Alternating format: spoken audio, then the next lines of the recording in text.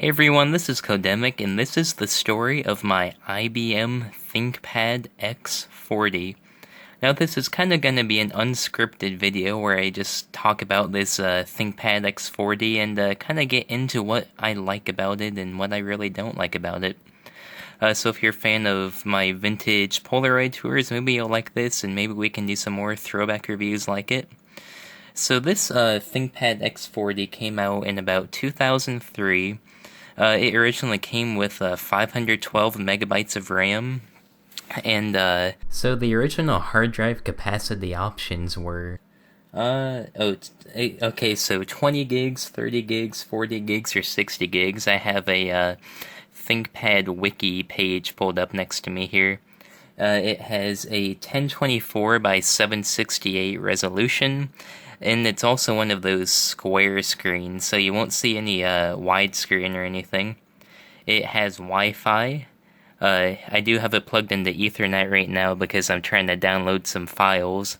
I'm actually going to try to get this to be a emulating machine so I can play Game Boy games and maybe some NES games and Atari 2600. And the Ethernet can be kind of spotty at times, so I just kind of have it plugged in right now. Then it has the charging cable on the left side.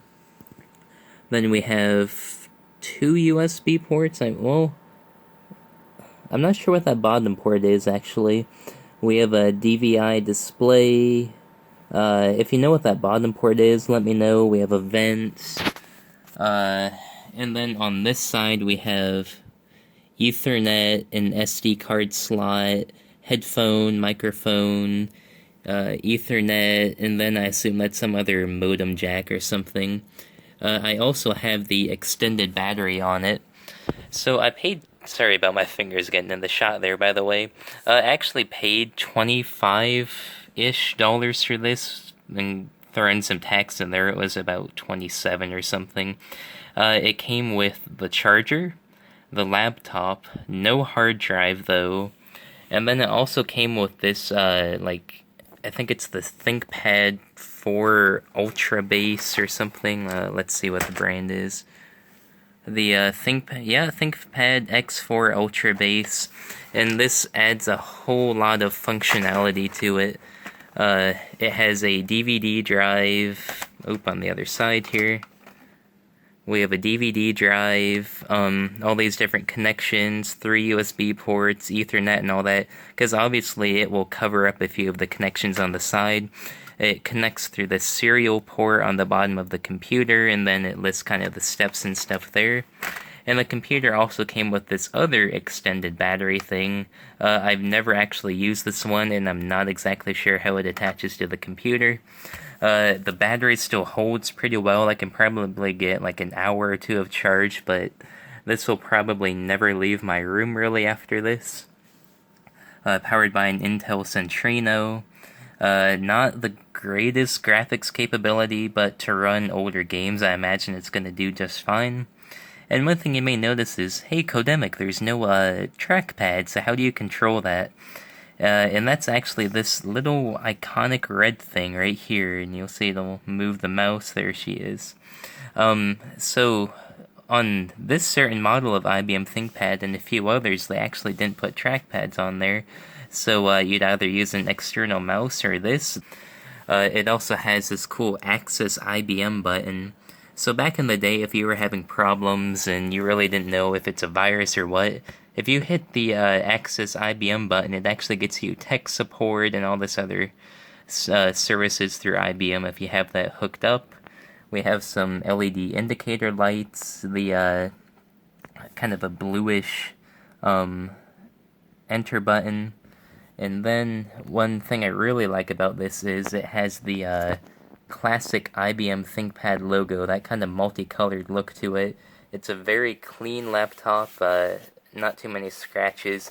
The material is kind of a rubberized plastic is the best way I could describe it. And then I obviously set this background myself. It's similar to what's on the back of the computer. And you may go, hey Codemic, that's kind of a weird skin you have on Windows XP. because it's designed for Windows XP, but no, this is actually something called Puppy Linux.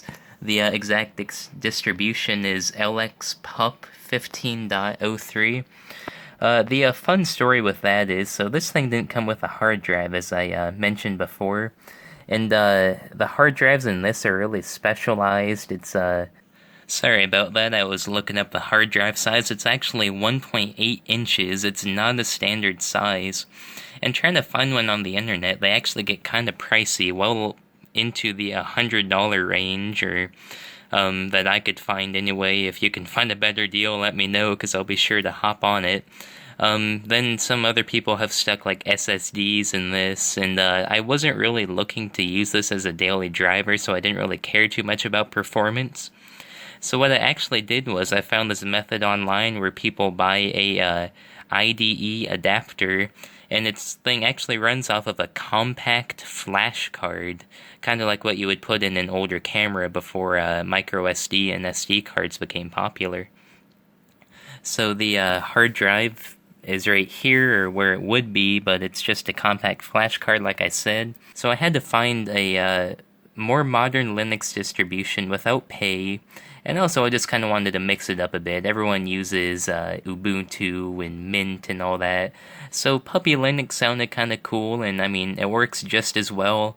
I didn't have to finick with any drivers or anything, and it was just a really fun experience trying to get this computer to work. It was a process of about 2 weeks of doing all this research and getting the right hardware and adapters, and it was pretty scary trying to track down all this stuff, but in the end it worked out really well. And so that's kind of the story of my IBM ThinkPad X40. I'm actually a big fan of ThinkPads now. I think they are built to stand the test of time. This one held up very well for what it did in the education market.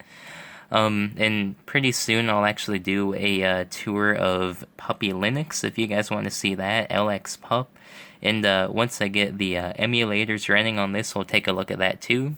So this has been Codemic, and this is the story of my IBM ThinkPad X40.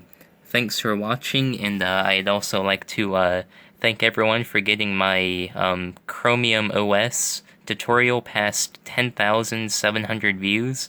And I also just broke 60 subscribers, so thanks for the growth, guys, and don't forget to like, favorite, subscribe, and share the videos, and I'll see you soon.